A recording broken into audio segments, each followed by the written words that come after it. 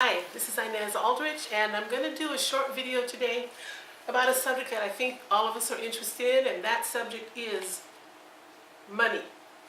So why do I want to talk about money? If you follow the news at all, you know that many of the problems that people deal with today are because they have a lack of money. And sometimes you have people that are working very hard, sometimes one or two jobs, but they just don't have enough money to make their life comfortable the way they want it to be.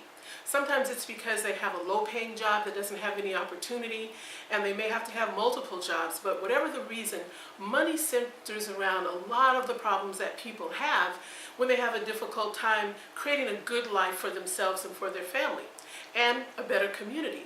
So why do we want to talk about money?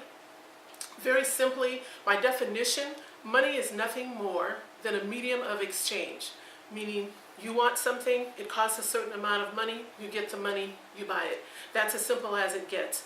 But if it was that simple, people would be more successful than they are, even with little bits of money.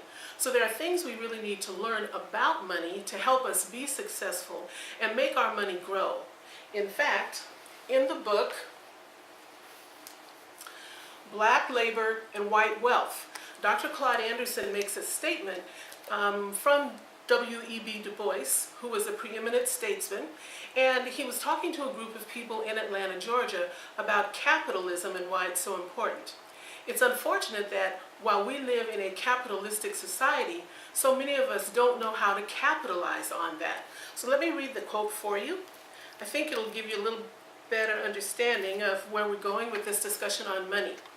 And it's in this book on page 52. Dr. Du Bois said, capitalism is like having 3 ears of corn. You eat one, you sell one, and you save one for seed for next year's planting. Black people in this country are the only people that always want to practice socialism. It's social. Everything wants to be social. Capitalism, they never understood what capitalism is. Capitalism came into existence because of slavery in about 1509. Capitalism means go in and owning and controlling the land, the tools, and the resources, and using other people's labor to enrich yourself. Now, here black folk, they're running around here looking for jobs when everybody's going to use them to make money. And then Du Bois defined capitalism in 1915 in a similar fashion. He says capitalism is like owning 3 ears of corn. You eat, save, sell, and you save the seeds for next year's harvesting. And black folk are not eating, but they're eating, but they're not saving, they're not selling, they're not producing anything. We produce absolutely nothing. All we do is consume. We're zero producers and the 100% consumers. We can't take care of ourselves. The 4 things that are essentially for us to be able to stay alive and survive. And you're talking about how they all beaten up on you. Yes, they're going to beat up on you. Going by that definition, it would appear that a lot of blacks in America today maybe understand that having the one seed and we eat it, but do we really know what else to do with it? I read that in 2013, blacks had an economy of $1.4 trillion. That's larger than the economy of many countries. Black America right now is the 9th richest nation on earth.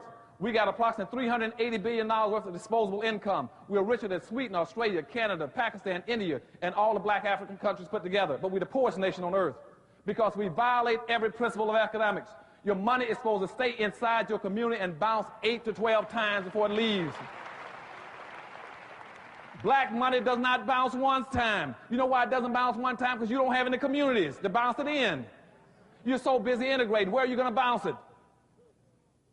How are you going to pass it through another black hand? So as soon as a black person gets paid, before it touches another black hand, he runs right to the suburbs and spends it. He spends 95% of his money immediately outside his own community. He keeps 5% to take back into his community. Out of 5% he takes back into his community, he spends 3% of that in non-black owned hands in his own communities. Look around your neighborhood, goes into non-black owned businesses. Only 2% again, only 2% of all the black people in America keep their own money in their own communities. And then out of the 2% they keep, they then take that down to a white bank and put it in the bank, can't even get a loan. And now you're bankrupt.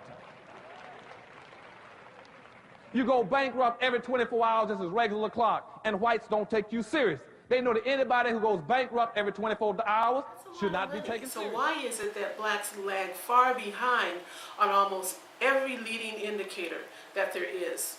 We have a lot of money, but evidently we're doing something wrong with one of those ears of corn. So that's what we're going to talk about. What money's for, how we make it, how we can invest it, how we can keep it, and how we can build up an economy that we're doing. We may not be happy with where we are financially, but if it means we have to be a little inconvenienced or uncomfortable, we don't want to do that. But let me just go over what this quote is, and I think you'll see how this could really make a slight shift and a change in your life.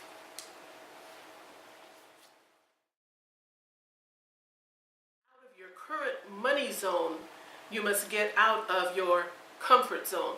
So, only you can answer the question, are you in the money zone that you want to be in? If you're not, then it's time to get out of your comfort zone. One thing we're going to look at and explore really in depth is the difference between being a consumer and a creator. A consumer is always buying. So once you get that seed, you're eating it all the time. In fact, it's been said that money stays in the black community for 15 minutes. I don't know if that's true, 15 minutes, but that's not very long. So that's not even long enough to even consider what you're going to do with your seed. So we're going to talk about some ways that we can begin to build an economy that will give us a sound financial footing so that we won't be on the bottom, and we'll be able to enjoy all that's available for us in this country and in the world, actually, because we live in a global economy. For those of you who may be Christian or follow biblical principles, many times people will say, yeah, well, money's not everything. And that's true. It's not everything. But in this economy, in this world, you can't go to the grocery store without money. You can't pay your rent or your house payment without money. Car, anything that you need to survive and live requires money. So, I want to leave you with this, a scripture in Ecclesiastes, and it's verse 10, and I'd like to encourage you to go and check it out for yourself, because I think this really sums it up. In verse 19 it says, "A feast is made for laughter, and wine makes merry, but money answers everything." Not some things, but everything.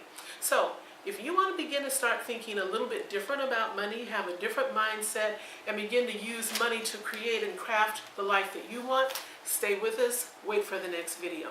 Thanks for watching.